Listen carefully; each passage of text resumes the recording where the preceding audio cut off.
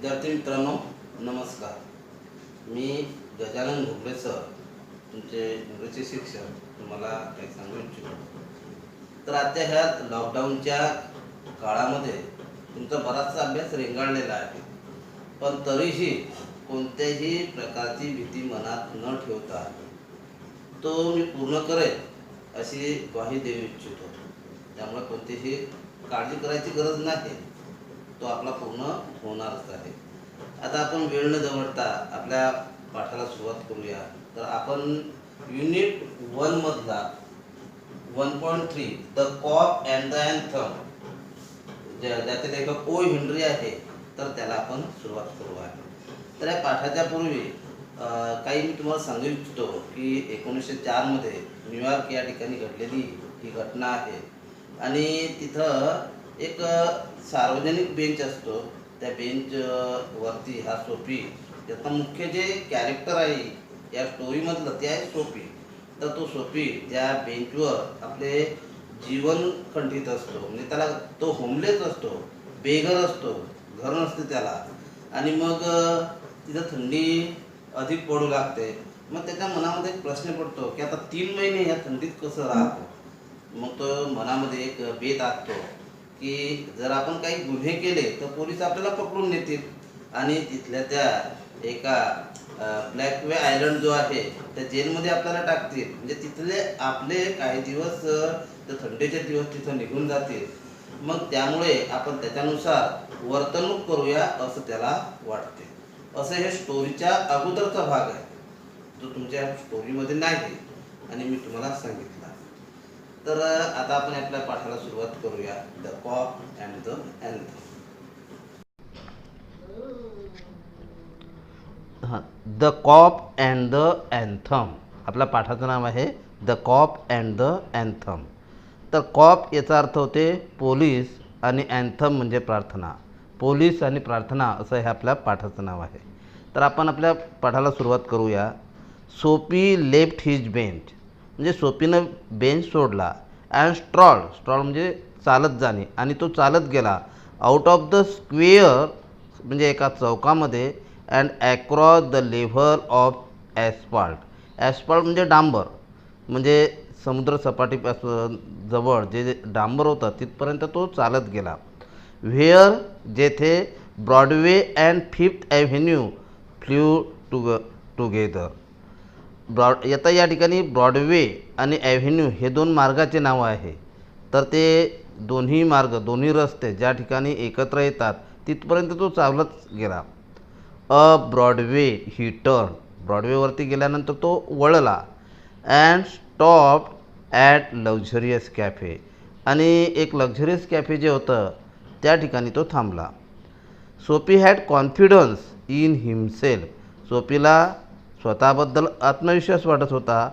From the lowest button of his waist upward. Waist म्हणजे या ठिकाणी कोट किंवा बंडी ज्याला आपण म्हणतो. तर त्याच्या त्या कोटाच्या किंवा त्या बंडीच्या बटनपर्यंत त्याचा आत्मविश्वास वाढत होता.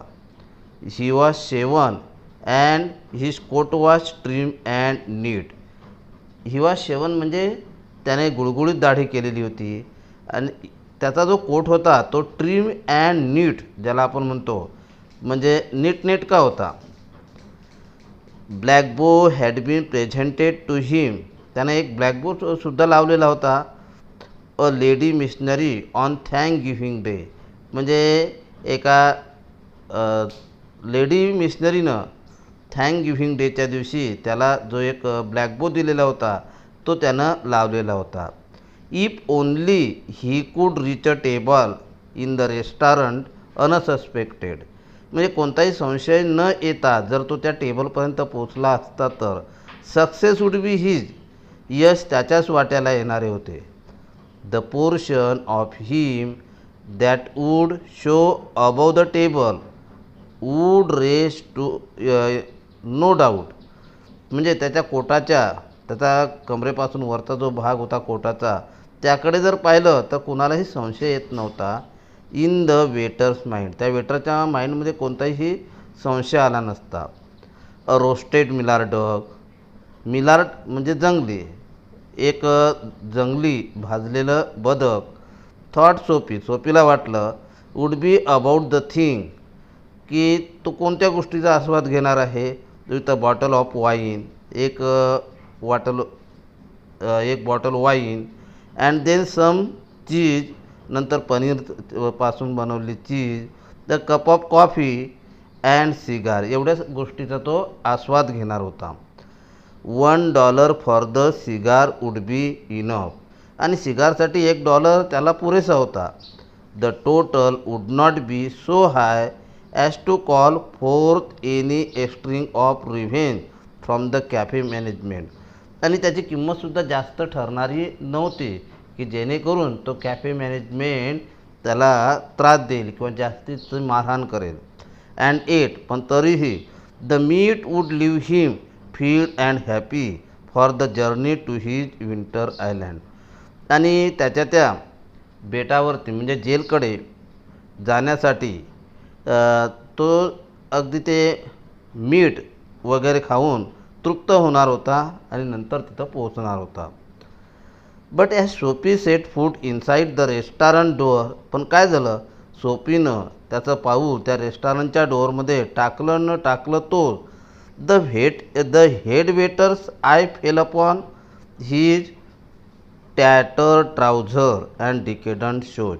इथं आय फेल अपॉन ही एक फ्रेज दिसते तुम्हाला, वाक्प्रचार आहे तो. आय फेल अपॉन म्हणजे दृष्टीत पडणे, म्हणजे त्यानं त्या दरवाजामध्ये त्याचं पाऊल टाकलं न टाकलं तोच त्या हेडवेटरच्या लक्षामध्ये आलं. काय लक्षामध्ये आलं, तर त्याची ते टॅटर ट्राउझर, फाटलेली विजार, अँड डिकेडंट शूज, आणि वापरून जीर्ण झालेले ते शूज, ह्या दोन्ही गोष्टीवरती त्याची नजर पडली. Strong and ready hands turn.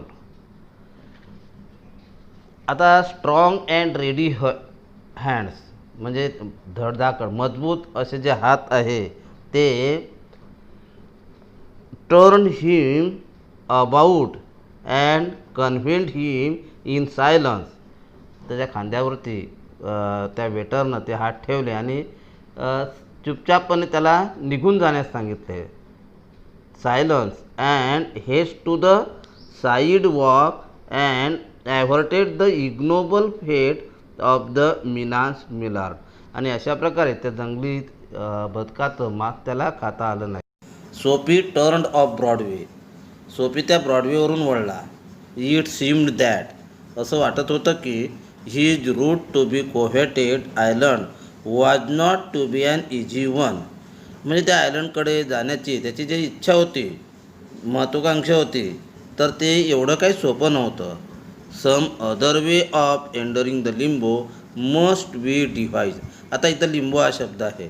त्या लिंबोचा अर्थ होते border place between heaven and hell. The corner of 6th avenue, म्हणजे 6th ॲव्हेन्यूच्या त्या मार्गावरती त्याच्या एका कोपऱ्यामध्ये electric lights and cunningly displays were behind plate glass made a shop window attractive.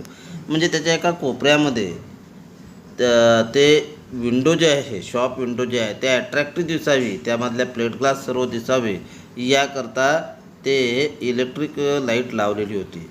Sophie टूक अ स्टोन, नंतर सोफीने एक गोटा घेतला, and dashed it through the glass, आणि त्या काचावरती मारून फेकला, त्या खिडकीच्या काचावरती मारून फेकला. People came running round the corner. त्या कोपऱ्यावरचे जे लोक होते ते धावत आले. अ police man in the lead. सर्वात पुढे तो एक पोलीस होता. Sophie stood steel with his hands in his pocket. Sophie मात्र आपला खिशामध्ये हात घालून, पॉकेटमध्ये हात घालून उभा होता. And smiled at the side of brass button. आणि त्या ब्रास बटन म्हणजे इथं पोलीस, आणि त्या पोलिसाकडे पाहून तो हसला. Where is the man that done that, enquired the officer agitatedly. म्हणजे त्या पोलिसानं त्रस्त होऊन विचारलं की कुठे आहे तो मनुष्य ज्याने ही काच फोडली. Don't you think that I might have had something to do with it, said Sophie. Sophie म्हणाला की तुम्हाला वाटत नाही काय मी तो असेल, मीच ती काच फोडली. With a friendly voice as one greets good fortune. जणू काय आपलं फॉर्च्यून चांगलं चालून आलेलं आहे असं त्याला वाटलं आणि मैत्रीपूर्ण आवाजात तो म्हणाला, the police refuse to accept Sophie even as a clue. आणि सोपीला एक पुरावा म्हणून तरी घेता यावं असं त्या पोलिसांना वाटत नव्हतं. Men who smash windows do not remain to chat with the police. कारण त्या पोलिसांना माहिती होतं की जो मनुष्य काच फोडतो तो तिथं उभा असूच शकत नाही, उभा राहूच शकत नाही. They take to their heels. ते पळून जात असतात. The policeman saw a man halfway down the block running to catch a car. त्या पोलिसाला एक मनुष्य अर्ध्या रस्त्यावरती एक कार पकडण्यासाठी धावताना दिसतो. With a drawn club he joined in the pursuit. हा पोलीससुद्धा त्याचा तो क्लब म्हणजे दंडुका घेऊन त्या माणसाच्या पाठीमागे धावतो. सोपी with disgust in his heart. Sophie त्या अंतःकरणाने दुःखी होतो. Drifted along twice unsuccessful.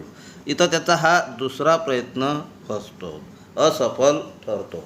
म्हणजे पहिला त्याचा केव्हा असफल ठरला तर जेव्हा त्याला त्या वेटरनं त्या बाजूनं बाहेरच्या बाहेरच चुपचाप जायला सांगितलं आणि दुसऱ्या वेळी त्या पोलिसांनी त्याला ताब्यात न घेता सोडून दिलं. हा त्याचा दुसरा प्रयत्न फसला. आता तो आणखी कोणते प्रयत्न करतो ते आपण पाहू. On the opposite side of the street was a restaurant of no great pretension. म्हणजे त्या रस्त्याच्या विरुद्ध बाजूला एक उपाहारगृह होतं आणि ते नो ग्रेट प्रिटेन्शन म्हणजे एवढं काही झगमगाट नव्हतं. It cater to large appetites and modest purses. म्हणजे ते स्वस्त असं रेस्टॉरंट होतं आणि कमी पैशामध्ये तिथं जास्त भूक भागवता येणारी होती. It's crockery and atmosphere where thick. त्यामुळे स्वस्त असल्यामुळे लोकांची गर्दीसुद्धा जास्त होती, भांडेकुंडेसुद्धा जास्त होते. Its snook and napery thin. आणि त्या ठिकाणी लोकांची वर्दळ जरी जास्त असली तरी स्वस्तामध्ये जेवता येत होतं. इंटू धिस प्लेस सोपी बिटूक हिमसेल्फ विदाऊट चॅलेंज. मग कोणताही चॅलेंज न स्वीकारता सोपी सरळ आत गेला. At a table he sat. तो एका टेबलाजवळ बसला. And consumed beef steak, flapjacks, doughnuts and pie. ह्या ज्या 4 गोष्टी होत्या या 4 गोष्टीवरती त्याने ताव मारला म्हणजे ते खाल्ले. And then he told the waiter. नंतर त्याने त्या वेटरला सांगितलं द फॅक्ट म्हणजे वस्तुस्थिती त्यांच्या सांगून टाकली. That the minutest coin and himself were total stranger. की त्याच्याजवळ एक दमडीसुद्धा नाही, चिल्लरही नाही असं त्यानं सांगितलं. Now get busy and call a cop said Soapy. तर सोपी म्हणतो की आता तू ताबडतोब जा आणि पोलिसांना बोलव. And don't keep a gentleman waiting. माझ्यासारख्या सभ्य गृहस्थाला इथं वाट पाहायला लावू नको. No cop for you said the waiter. तो वेटर म्हणाला की तुझ्यासाठी पोलिसाची गरज नाही. With a voice like butter cakes and an eye like the cherry in the Manhattan cocktail. म्हणजे एखाद्या बटर केकसारखा त्यानं त्या ठिकाणी आवाज काढला आणि मॅनहटन कॉकटेलसारखं त्याने लालबुंद डोळे केले. हे कॉन. तिथं कॉन नावाचा एक जो वेटर होता, कॉन नावाचा जो वेटर होता त्या वेटरला तो म्हणाला की कॉन इकडे. Neatly upon his left ear on the callous pavement 2 waiter पीज सोपी. 2 वेटर जे होते त्या वेटरने त्याला पकडलं आणि रस्त्यावरती फेकून दिलं. ही अरोज जॉईंट बाय जॉईंट. म्हणजे हळूहळू तो उठला. And a carpenters. 2 वेटर त्याला त्या रस्त्यावरती फेकून देतात तेव्हा तो सोपी ही रोज कार्पेंटर्स रूल ओपन. म्हणजे त्या कार्पेंटरची जे पट्टी आहे ते उघडावी अशा प्रकारे तो त्या ठिकाणी उभा राहतो. And dusted his clothes. आपल्या त्या कपड्यावरची धूळ झटकतो. Arrest seem now but an elusive dream. त्याला अटक होणे जे आहे ते इल्युझिव्ह ड्रीम म्हणजे कठीण स्वप्नासारखं त्याला ते वाटत असते. The island seemed very far away. आणि त्याचं जे जेल आहे, आयलंड जे आहे ते खूप दूर आहे असं त्याला वाटते. A policeman who stood before a drug store 2 doors away locked and walk down the street. 2-3 दुकानाच्या नंतर तर ते जे ड्रग स्टोअर असते त्याच्या दरवाजाजवळ जो एक पोलीस असतो, तर तो त्याच्याकडे पण हसतो आणि वॉक द स्ट्रीट आणि रस्त्याने चालू लागतो. म्हणजे अशा प्रकारे त्याचा हाही प्रयत्न इथं फसलेला आहे, असफल झालेला आहे. Soapy was seized with a sudden fear. सोफीला आकस्मिक भीती वाटू लागते. That some dreadful enchantment had rendered him. म्हणजे एन्चॅन्टमेंट म्हणजे जादू, काहीतरी एक अदृश्य शक्ती जणू काही त्याला त्या जेलमध्ये जाण्यापासून रोखत आहे असं त्याला वाटते. Rendered him used to arrest. He was in a state of panic. म्हणजे एक भीतीची लहर त्याला त्याच्यामध्ये उत्पन्न होते. And when he came upon another policeman lounging grandly in front of glittering theatre. त्या चकाकणाऱ्या त्या थिएटरजवळ एका पोलिसाजवळ तो येतो. He caught of the immediate straw of disorderly conduct. आणि मग तो काय करतो, डिसऑर्डरली कंडक्ट म्हणजे गैरवर्तणूक करू लागतो तो, की जेणेकरून तो पोलीस त्याला पकडेल यासाठी. On the sidewalk Soapy began to yell drunken gibberish. Drunken म्हणजे एखाद्या दारोड्यासारखा तो ग्लिबरीज म्हणजे मोठमोठ्याने आवाज करत असतो. At the top of the harsh voice म्हणजे कठोर आवाज, मोठमोठ्याने आवाज तो करत असतो. ही डान्स, तो नाचतो. हाऊल, खेकाडतो. रॅवड, मोठमोठ्याने गर्जना करतो. And otherwise disturb the sky, जेणेकरून पूर्ण परिसर दुमदुमून निघेल अशा प्रकारे तो वर्तणूक करतो, आवाज करतो. The policeman merely twirled his club. Policeman जो आहे तो फक्त आपला दंडुका फिरवतो. Turned his back to Sophie. त्या सोफीकडे तो पाठ करतो. And remark to a citizen, आणि का नागरिकाला उद्देशून म्हणतो. Is one of them Yale lad celebration. की एल लॅड जे आहे त्यांचा एक सेलिब्रेशन सुरू आहे, उत्सव सुरू आहे. The goose egg they give to the Hartford college. Hartford कॉलेजच्या त्या तरुणांचा एक उत्सव सुरू आहे. Noisy but to harm we have instruction to let them be. आणि ते गोंगाट करताय आणि आम्हाला अशी सूचना आहे की त्यांच्याकडे दुर्लक्ष करा, त्यांना पकडू नका. डिसकन्सोलेट सोफी स्टॉप्ड हिज अनॲव्हिलिंग रॅकेट. आणि आता मात्र सोफीले त्याचं हे वर्तणूक जे आहे ते थांबवतो. वूड नेव्हर अ पोलिसमॅन ले हँड्स ऑन हिम. त्याला समजते की आता पोलिसाचं तो हात जो आहे तो काही आपल्या खांद्यावरती पडणार नाही, म्हणजे ते आपल्याला पकडणार नाही. In his fancy the island seemed an unattainable Arcadia. Arcadia म्हणजे नंदनवन. ते जेल म्हणजे एखाद्या नंदनवनासारखं आहे, आपण तिथं पोचू शकत नाही असं त्याला वाटते. आणि शेवटी he buttoned his thin coat against the chilling wind. थंडीपासून संरक्षण व्हावं म्हणून तो आपल्या कोटचे ते बटन आणखी फिट करतो, ते लावतो. अशा प्रकारे त्याचा हाही प्रयत्न इथं फसतो.